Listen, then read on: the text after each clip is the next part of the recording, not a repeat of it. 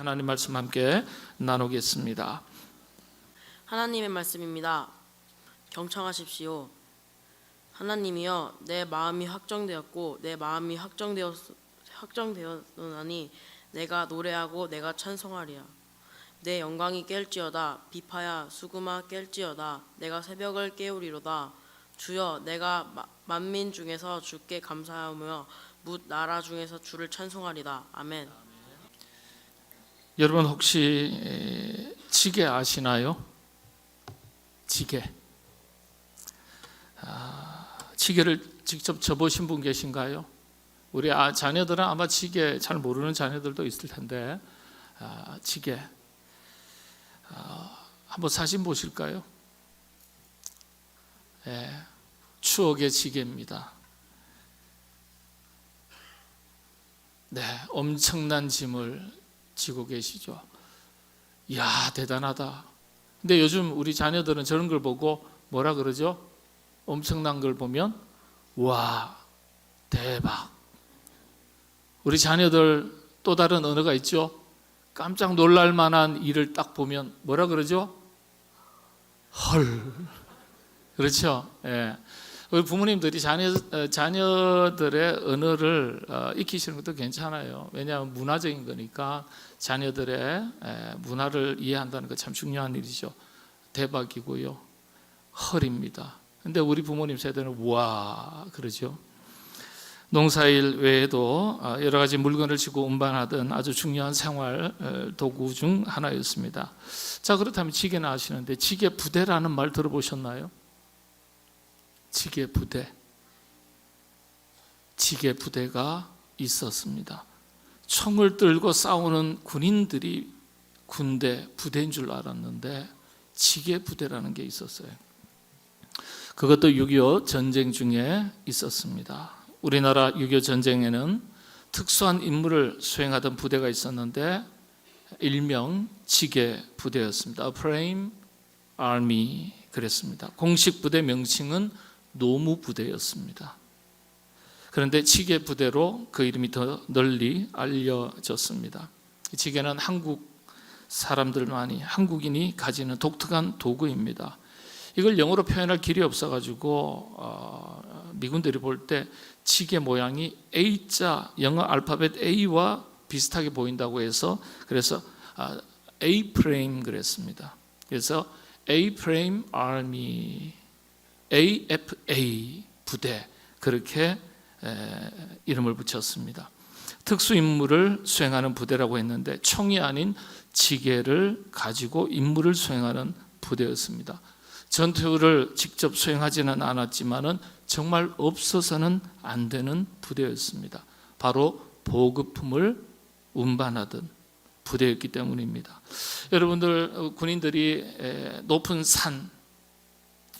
산자락에서 진지를 구축하고 높은 곳에서 아래를 보면서 적들의 동태를 살피고 그렇죠? 자, 그런데 높은 고지에 밥도 날라야 되고 탄약도 날라야 되는데 그걸 누가 어떻게 하겠습니까? 헬기로 다 하겠습니까? 자동차에 실어서 운반하겠습니까? 우리 한국은 70%가 산지예요. 그러니까 차가 올라갈 수가 없는 거예요. 시대가 옛날이기 때문에 뭐 헬기가 있어도 얼마나 있겠습니까? 그래서 이 지게 부대가 높은 고지에 있는 우리 아군들에게 식량을 날랐습니다. 탄약을 날랐습니다. 때로는 부상병을 날랐습니다. 높은 고지에 음식과 탄약을 나르고 내려올 때는 가볍게 내려오는 것이 아니라 부상병을 지게에 지고 내려왔습니다. 지게꾼요, 대단합니다. 아마 요즘 이런 분들 아까 보셨잖아요. 엄청난 짐을 등에 지고 이런 분들 계시면 세상에 이런 일이 이 TV에 소개될 만한 그런 분들일 거예요.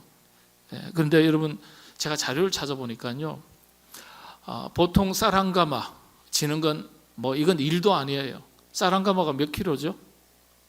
40kg요? 80kg요. 어떻게 그렇게 잘 아세요? 80kg입니다. 80kg 다 졌다는 거예요. 근데 제가 보니까요, 자료를 찾아보니까 160kg를 진 지객분들도 많았답니다. 쌀 2가마이. 그거 보다가요, 제가 제 안에 생각하고 좀 이렇게 아가씨들 이렇게 생각하면 요즘 다 다이어트 한다고 몸무게가 40kg잖아요. 그죠? 예, 깃털처럼 날아갈 영혼들. 근데 세상에 40kg 여성을 몇 명이나 지게 졌다고요? 4명을 졌다는 거예요. 세상에 4명을 졌다는 거예요. 상상이 안 가요. 예. 기본은 80kg예요.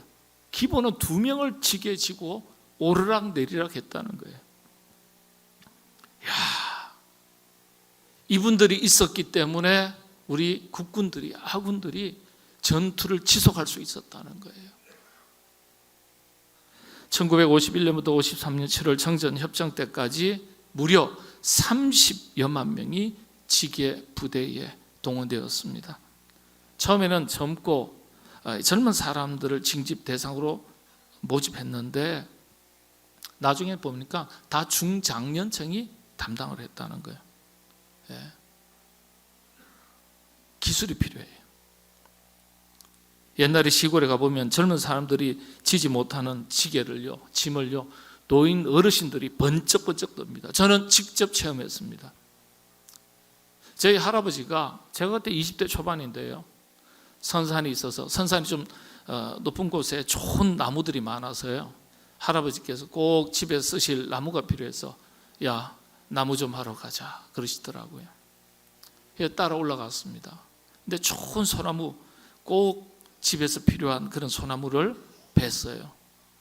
베고 나서 토막을 잘라서 지게에 실으시는데 저희 할아버지시잖아요. 아버지도 아닌. 그러니까 20대니까 제가 힘이 있으니까 이런 짐쯤이야 하고 할아버지 제가 질게요. 네. 그래서 제가 지려고 딱 어깨에 끈을 메고 지팡이를 딱 쥐고 일어서는데 못 일어서겠더라고요. 아직도 그때 그 장면이 눈에 선하게 기억 속에 남아 있습니다. 못 지겠더라고요. 한번 져봐 이러셨는데 못 지겠더라고요. 지려고 애를 쓰는데요, 저희 할아버니 아서라 말아라. 야, 몸 다친다, 큰일 난다. 무거운 나무니까요. 호리호리한 저희 할아버지 스몰 사이즈 165도 안 되는데 호리호리해요. 딱 지게지고 지팡이 딱 쥐고 탁 드니까 가볍게 드세요. 가볍게. 이야, 깜짝 놀랐어요. 요령이 힘으로 지는 게 아니더라고요. 요령이 있어야 돼요. 자, 이런 지게를 지셨던 중장년층들이 지게 부대로 활약을 했습니다. 자, 그런데 자신을 스스로 방어할 수 있는 무기도 없고 지게 하나를 쥐고 오르락 내리락 하니까요, 적들의 공격 대상이 됐고, 그러다 보니까 사망자도 많았고 부상자도 많았습니다. 전쟁 후에 파악하니까 2천여 명이 사망했습니다. 부상자가 아니고 실종자만 2천 명이 넘었습니다. 무려 4천 명 이상이 숨을 거두었습니다. 부상자는 이보다 훨씬 더 많았어요.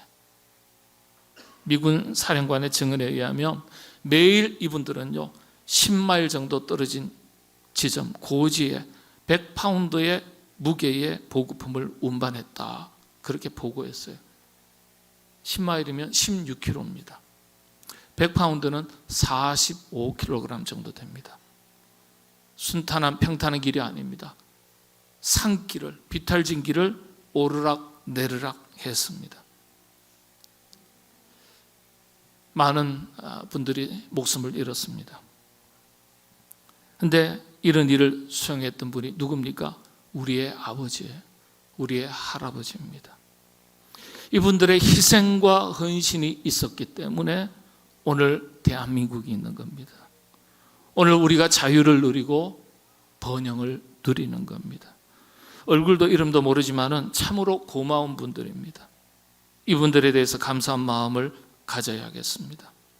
제대로 된 장비도 없었죠. 보상도 받지 못했습니다. 이유는 전쟁에 참가했지만은 직접적인 전투 요원이 아니었기 때문에 노무자였기 때문에 지금도 여전히 국가 유공자로 인정받지 못하고 있습니다. 그럼에도 불구하고 우리는 분명히 알아야 돼요. 그 희생과 헌신에 감사한 마음을 가져야 합니다. 하나님께서는 우리에게 은혜를 주실 때 다양한 통로를 통해서 은혜를 주십니다. 오늘 우리 자신이 있기까지, 그리고 우리 자신이 살아가는 삶의 현장이 우리에게 주어지기까지 다양한 은혜들이 있습니다. 어떤 은혜들입니까? 하나님의 은혜는 우리의 부모님을 통해서 우리에게 주어집니다. 그래서 하나님의 은혜와 함께 부모님의 은혜가 있는 겁니다. 스승의 은혜가 있습니다. 이뿐만이 아니죠. 이름도 얼굴도 모르는 수많은 사람들이 우리가 속한 공동체를 지키기 위해서 자신을 기꺼이 희생하고 헌신했던 그 은혜들이 있습니다. 이런 수많은 은혜들 속에서 오늘 우리가 살아가는 것입니다. 우리 그리스도인들은 이 모든 것을 하나님의 은혜라고 말하죠. 하나님의 은혜는 다양한 손길들을 통해서 우리의 아버지, 우리의 어머니, 우리의 할아버지, 우리의 할머니, 그 이상의 선조들을 통해서, 이웃들을 통해서, 가까이 있는 선생님을 통해서, 많은 분들의 손길을 통해서 하나님의 은혜가 우리에게 공급이 됩니다. 중요한 것은요, 이 은혜를 알고 감사하며 사는 것이 중요한 일입니다. 이것이 인간의 마땅한 도리입니다. 배은망덕이라는 말이 있죠. 국어사전에 보면 남에게 입은 은덕을 저버리고 배신하는 태도가 있음, 이렇게 뜻을 풀이했습니다. 한마디로 은혜를 모르고 산다는 것입니다. 하나님을 사랑하고 이웃을 사랑하라는 주님의 말씀이 무엇입니까? 하나님의 은혜를 알고 감사하는 것에서부터 하나님을 사랑하는 것이 시작된다는 의미입니다. 이웃을 사랑하는 의미 역시 마찬가지예요. 우리가 속한 공동체를 위해서, 교회도 그렇죠. 나라와 국가, 민족도 마찬가지예요. 자신을 기꺼이 희생하고 헌신한 사람들의 그 정신과 삶에 대해서 그 은혜를 기억하고 고마움을 가지는 것에서부터 이웃 사랑이 시작되는 것입니다. 여러분, 은혜가 은혜인 줄 모르고 사는 것이 불신앙입니다. 은혜를 입었음에도 불구하고 고마운 일을 고마운 일인 줄 모르고 사는 것이 배은망덕한 것입니다. 불신앙과 배은망덕이 따로 없습니다. 오늘 우리가 있기까지 수많은 은혜들이 있었음을 기억하고 항상 감사하며 살아가야 하겠습니다. 여러분, 그렇게 살아가시게 되기를 바랍니다. 특별히 우리 자녀들이 부모님의 은혜, 스승의 은혜만 기억할 것이 아니라 하나님의 은혜는 물론이요, 우리나라, 우리 민족이 오늘에 있기까지 기꺼이 자신의 생명을 희생하고 헌신했던 어버이 세대들이 있다는 것을, 믿음의 선조들이 있었다는 것을, 그리고 이 땅에 이름도 얼굴도 모르지만은 우리의 조상들이 있었다는 것을 기억하고 그 은혜를 감사할 줄 아는 자녀로 자라가게 되기를 바랍니다. 이 시대의 마지막 선지자라고 일컬음을 받았던 에이든 윌슨 토저 목사님은요, 이런 글을 남겼습니다. 나는 진짜인가 가짜인가 라는 제목의 글에서 우리가 겉으로는 표현하지는 않지만 속으로 동경하고 사랑하는 것이 무엇인지를 알게 되면 우리가 어떤 존재인지를 알게 된다 했습니다. 그러면서 참된 영성의 척도, 기준을 이렇게 이야기했습니다. 땅에 있는 것이 아니라 하늘에 속한 것을 얼마나 갈망하고 구하고 찾느냐. 땅의 것을 구하고 찾던 것에서 하늘의 것을 먼저 찾고 구하는 것으로 바꾸는 것이 참된 영성이라고 설명을 했습니다. 자, 그런데 이 설명이 사실 성경 말씀에 기록되어 있습니다. 참된 영성, 믿음의 기준, 척도가 되는 말씀, 이사야서 40장 31절의 말씀입니다.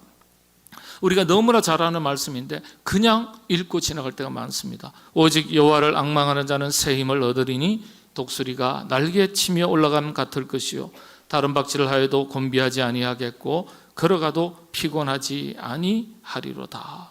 아멘. 오직 여호와를 앙망하는 자는 새 힘을 얻게 된다. 우리 한글 성경에는 이렇게 기록되어 있습니다. 번역되어 있습니다. 그러나 히브리어의 원문은 조금 다릅니다. 어떻게 번역되었을까요? 어떻게 원문에 기록되었을까요? 이렇게 기록되어 있습니다. 오직 여호와를 앙망하는 자는, 한글 성경에는 새 힘을 얻으리니 했지만 원문에 이렇게 되어 있습니다. 오직 여호와를 앙망하는 자는 그의 힘을 새롭게 바꾸어야 할 것이다.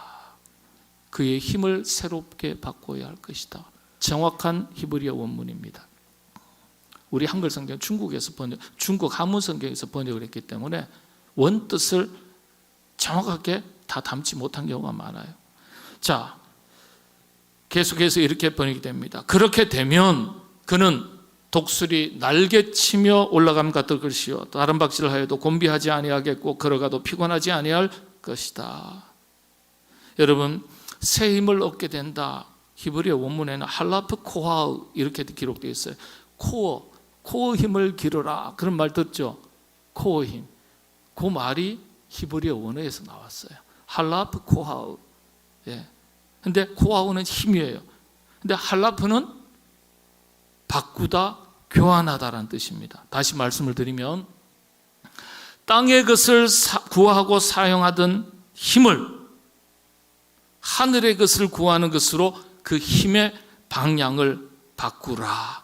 그렇게 되면 그는 독수리 날개치며 올라감 같을 것이요 다른 박질을 하여도 곤비하지 않겠고 걸어가도 피곤하지 아니할 것이다. 힘의 방향을 바꾸라는 거예요. 우리가 가진 힘의 방향을, 땅의 것을 얻고 찾고 구하는 것에 쏟았던 그 힘을, 방향을 바꾸라는 거예요. 그렇게 되면 우리가 힘을 얻는다는 거예요. 참된 영성의 척도라고, 이것이 참된 영성의 척도라고 토저 목사님은 성경 해석을 기준으로 다시 이렇게 설명을 했습니다. 그러면서 하늘의 것을 향할 때 첫 번째 우리가 주목해야 될 것이 바로 구원의 은총이라고 했습니다. 그 앞에서 우리가 얼마나 감사한 마음을 가지고 살아가느냐, 이것이 이후에 그리스도인의 모든 삶의 태도를 결정짓는다 했습니다. 맞는 말이죠. 영원한 생명의 선물, 구원의 은총 앞에 감사를 모르는데 어떻게 그 다음 단계로 신앙생활이 성장하고 성숙해질 수 있겠습니까? 그래서 감사를 신앙생활의 척도라고 말하는 것입니다. 하나님의 품을 떠난 인간은요, 항상 결핍된 존재로 살아갑니다. 그래서 항상 우리 인간은요, 자기 욕망, 욕구 충족이라는 본능 속에서 갇혀서 살아갑니다. 채워도 다 채워지지 않는 욕심에, 그래서 휘둘리기 쉽습니다. 그래서 수많은 것을 이미 얻고 누리고 살아도 항상 부족한 것이 먼저 보입니다. 있어도 불안합니다. 많아도 불안합니다. 욕심은 끝이 없습니다. 그래서 감사가 쉽지 않아요. 여러분, 어느 정도 가져야 만족하고 감사하시겠습니까? 성경 말씀을 기준으로 하면 끝이 없습니다. 욕심이 잉태하여 죄를 낳고요, 욕심이 욕심을 낳고, 욕심이 또 다른 욕심을 낳고, 마침내 이 욕심이, 어떤 사람은 욕심 없이 살 수는 없잖아요. 그러나 이 욕심이 본질을 잃어버리고 신앙의 기준을 비켜나고 벗어나는 것으로 확대되면 그걸 성경은 탐욕이라고 말합니다. 욕심이 과하면 탐욕이 돼요. 결국은 이 탐욕이 우리를 사망으로 이끄는 거예요. 욕심은 끝없이 자라가는 것입니다. 그래서 여러분, 결단하셔야 돼요. 어떠한 순간, 어떠한 환경, 어떠한 상황 속에서라도 나는 감사하고 살겠습니다. 결단해야만 감사할 수 있습니다. 사실 이것조차도 쉽지 않은 일입니다. 그러나 그렇게 노력하셔야 합니다. 감사하며 살겠습니다. 오늘 본문 말씀은 이런 다윗의 다짐, 결단을 볼 수 있는 말씀이죠. 무엇이라고 결단 고백합니까? 하나님이여, 내 마음이 확정되었고 내 마음이 확정되었사오니. 결단했다는 뜻이에요. 내가 노래하고 내가 찬송하리이다. 내가 노래하고 찬송하리이다. 히브리어로 찬송, 찬양과 감사는 어원이 같습니다. 하나님, 내가 감사하고 또 감사하겠습니다. 내 영광아 깰지어다, 비파야 수금아 깰지어다. 내가 새벽을 깨우리로다. 주여, 내가 만민 중에서 주께 감사하며 문 나라 중에서 주를 찬송하리이다. 감사하고 또 감사하겠다. 여러분, 이 57편의 시편은요, 다윗이 사울왕의 칼을 피해서 아둘람 동굴에 피해 있을 때, 숨어 있을 때 고백했던 시편입니다. 도저히 감사할 수 없는 극한의 상황 속에서 불안하고 두렵고 먹고 입고 사는 모든 것이 열악한 극한의 상황 속에서, 그럼에도 불구하고 지금까지 살아온 것만 해도 하나님의 은혜였음을 기억하고 감사하기로 결단하고 드린 시편의 신앙 고백입니다. 여러분, 진정한 감사는 그래서 자신의 환경과 상황을 뛰어넘을 수 있어야 돼요. 금년 한 해 절반의 세월을 살아오셨는데 여러분의 삶이 어떠하셨습니까? 어떠하셨든지 관계없이 감사함으로 마치게 되시기를 바랍니다. 우리 방송국에 있는 귀한 분들이 더 아멘 소리 크고, 우리는 대체로 아멘 잘 안 하거든요. 너무 점잖은 양반 출신들이라 가지고 아멘 하면 여기까지 올라오다가 또 꾹 눌러가지고 경거망동하면 안 돼. 아멘 속으로. 여러분, 입술의 고백이 우리의 삶으로 드러나는 겁니다. 여러분, 어떠한 상황과 형편과 처지 관계없이 다윗처럼 하나님 앞에 찬송하고 감사하기로 결단하고 살아가시게 되기를 바랍니다.